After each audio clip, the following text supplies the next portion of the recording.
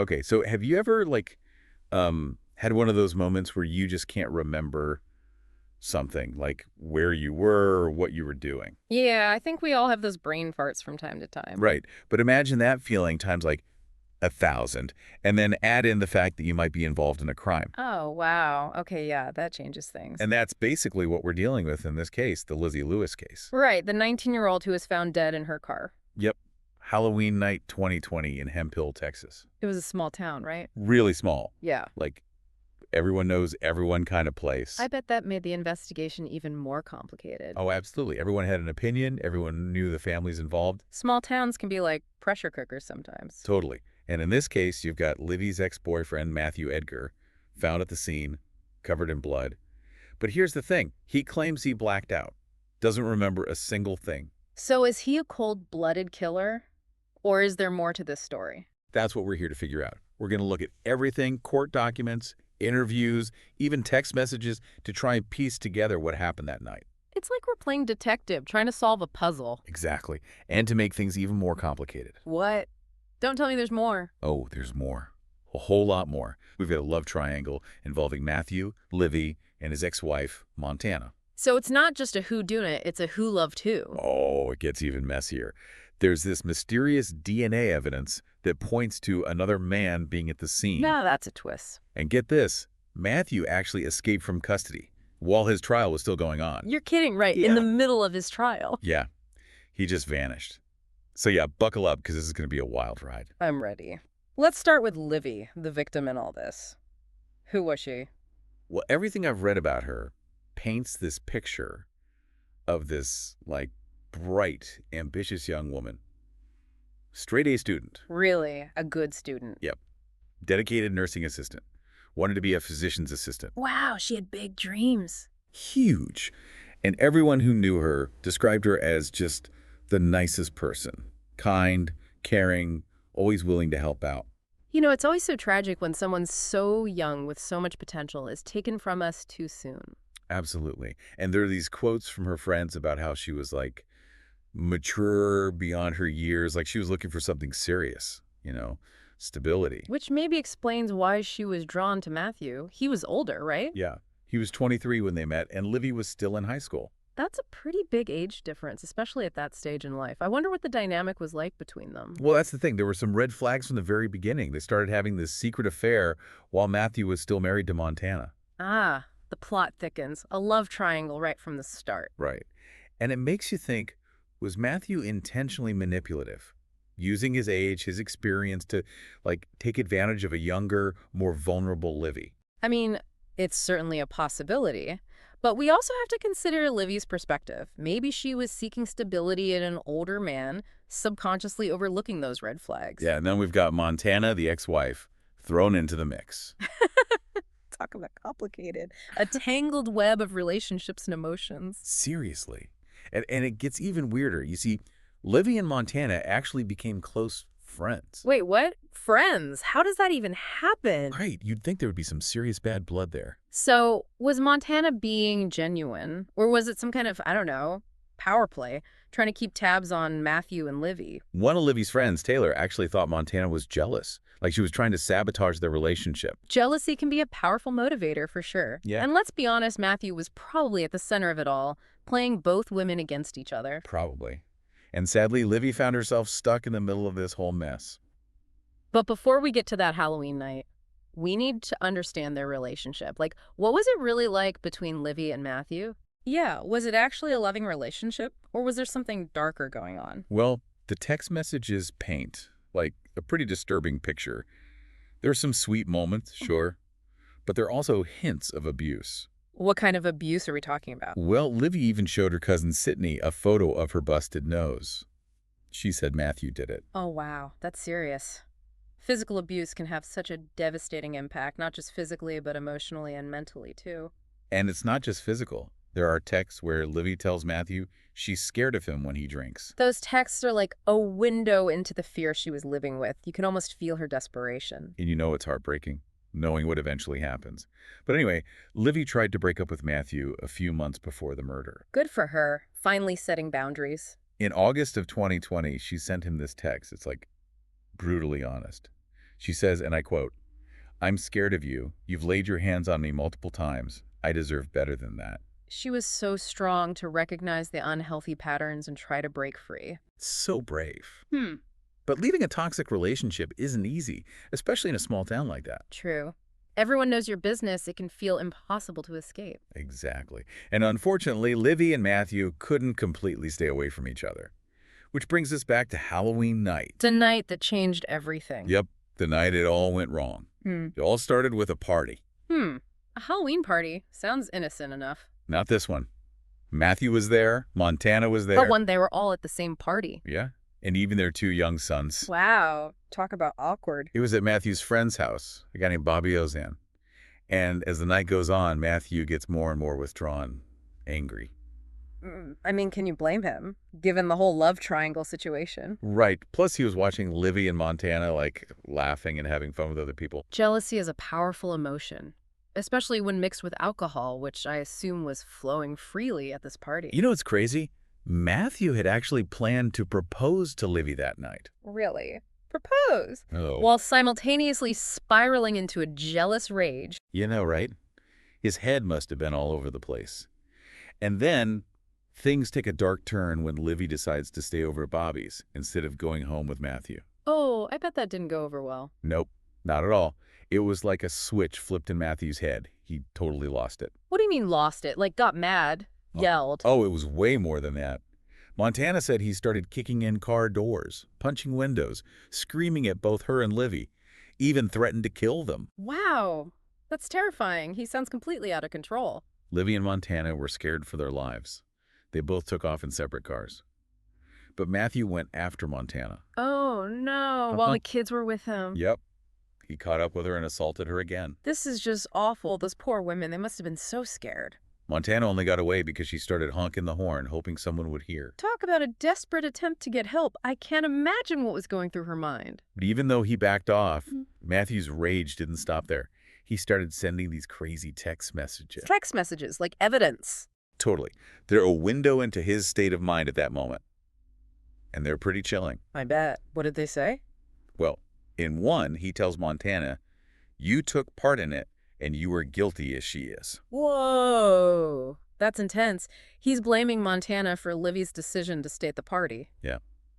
Then there's this other one where he says, "I will take your life, her life, and his life, mark my words." He's threatening to kill them all. This is getting seriously scary. And this is the big one, he texts Montana and says, "I'm leaving, better get here and get your kids." Oh my God, it sounds like he's about to do something terrible. Yep. And just 12 minutes later, he sends another message to Montana. This one says, "I'm home. I got Livy's keys and her phone." Home? Who's home? His or Livy's? This is getting really creepy. Exactly. Montana, who's obviously freaking out at this point, texts back, "Where is she?" Oh no, I bet she instantly regretted sending that message. And Matthew sends back one word, "Dead." Oh wow. Just like that, it goes from a night of arguments and threats to a potential murder. And all in a few text messages. Can you imagine what Montana must have been feeling at that moment? It's hard to even fathom. Fear, confusion, disbelief. It must have been terrifying. So what did Montana do next? That's what investigators wanted to know. Why didn't she call 911 after getting that text? Yeah, her actions, or lack thereof, are definitely suspicious. Yeah, we need to unpack Montana's role in all of this for sure. But first, I think we need to take a closer look at what the investigators found when they arrived at the crime scene. All right, let's go to the scene. Okay, so we're at the crime scene. It's Halloween morning. What do the investigators find? It's like something out of a movie. It's dark, remote, a dirt road just outside of Hemphill. And there's Livy's car. And Livy's. Yeah, she's inside, dead. Oh man, this is heavy. And get this, Matthew's outside the car, covered in blood. Wait a minute, I thought he claimed he blacked out. He does. Says he has absolutely no memory of what happened. Doesn't know how he got there, how Livy died. Nothing. Okay, I'm no expert, but that sounds pretty convenient. I mean, it does seem like a pretty big coincidence. But then again, sometimes trauma can do crazy things to your memory. Yeah, there's something called dissociative amnesia. It's rare, but people can block out traumatic events. So how do we know if he's telling the truth? Or if he's just a really good liar? That's the million-dollar question, isn't it? Yeah. And to try and figure it out, investigators start piecing together the physical evidence. The first thing they notice is that Livy was shot. multiple times. Multiple times. So not just a random act, right? Not at all. It points to something more deliberate, more violent. And what about the murder weapon? Was it at the scene? Nope. Remember that rifle Matthew owned? The one he supposedly had with him that night? Vanished. They never found it. Missing murder weapon. Okay, now this is starting to sound more and more like a cover-up. Right, like he was trying to hide something. But then they find something else that just throws a wrench into everything. They found something else. They find traces of DNA at the scene, and it doesn't match Livye or Matthew. Wait, what? So someone else was there? It's a possibility, right? Yeah. And suddenly the case just gets a whole lot more complicated. So we have Matthew claiming he doesn't remember anything, a missing murder weapon, and now unknown DNA at the scene. What are the investigators thinking at this point? Well, they're definitely starting to have some serious doubts about Matthew's story. Yeah, I mean, it's not looking good for him, especially with those incriminating text messages. Remember that text where he says he has Livye's keys and phone? Uh-huh. And said she's dead. Well, guess where they found her phone? Not in her purse, I'm guessing? Nope. In the truck Matthew was driving that night. Okay, that's pretty damning. It puts him right there with her belongings shortly before she died. And it gets worse. That speck of blood they found on Matthew's pants. Don't tell me. Livye's. Livye's. So, yeah, things aren't looking good for Matthew.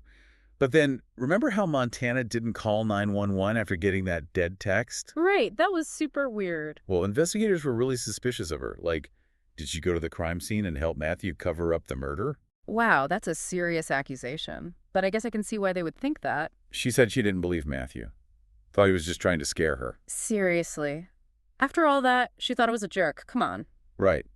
But she also said Matthew's mom wouldn't let her leave the house. Yeah. So she just fell asleep. That's even more unbelievable. The investigators didn't buy it either. They decided to give Montana a polygraph test. Ooh, a lie detector test. Those things are pretty controversial. Yeah. Some people think they're unreliable. Like, you can totally game the system if you know what you're doing, right? Right. But either way, Montana failed the polygraph.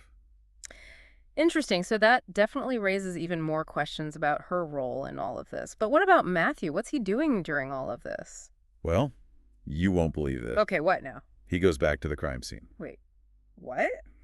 Why? That's what everyone wanted to know. Like, why would you go back to the place where you supposedly blacked out and, It makes no sense. Unless he was trying to remember what happened.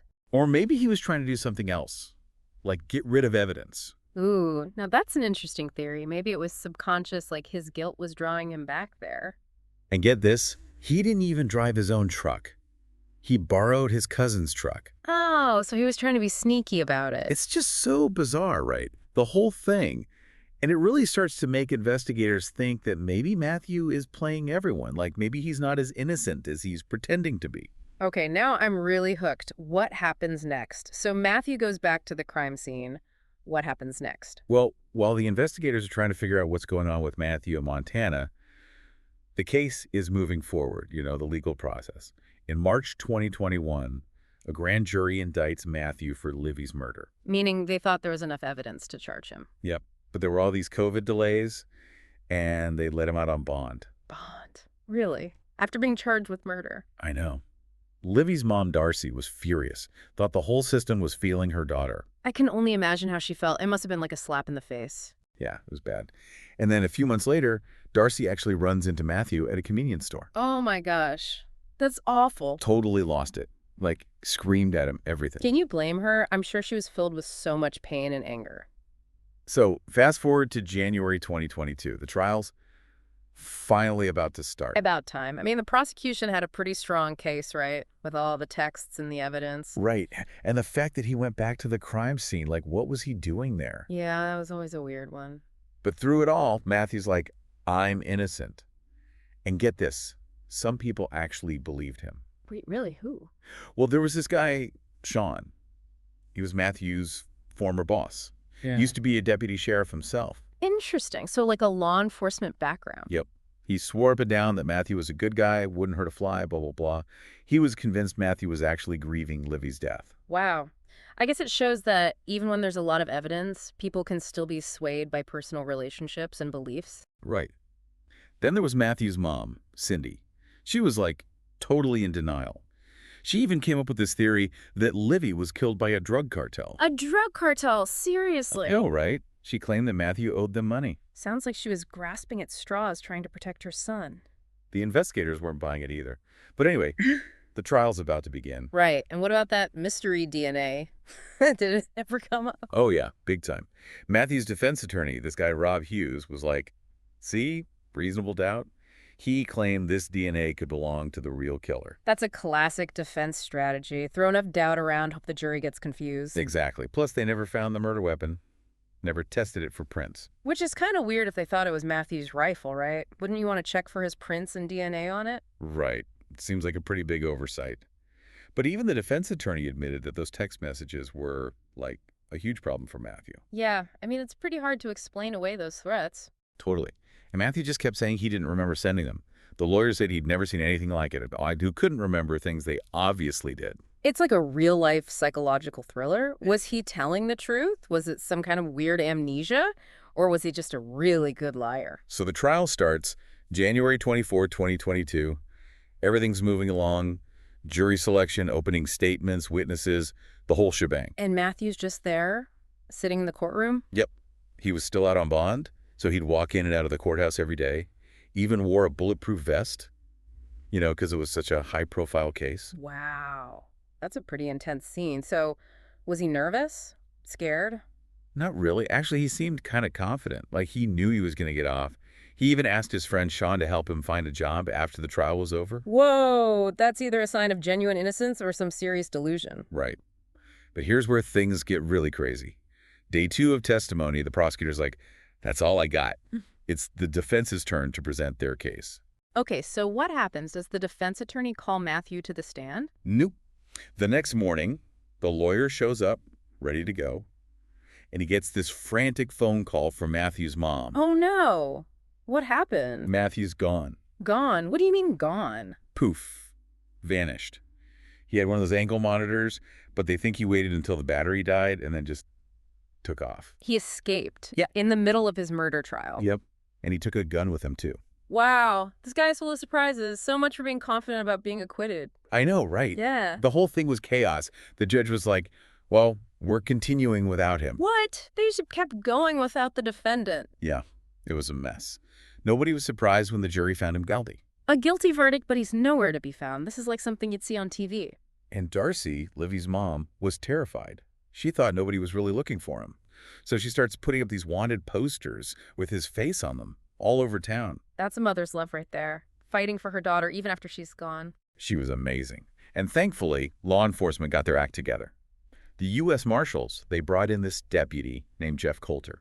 So it became a nationwide manhunt. Yep. They were looking everywhere. Yeah. But for almost a year, nothing. Dead ends, false leads, the whole thing. It's incredible how someone can just disappear like that. Right. But then finally, they got a tip. Someone said they thought Matthew was hiding out near his grandparents' property. Wow. Hiding in plain sight. Right. So they set up this stakeout, waiting for the right moment to grab him.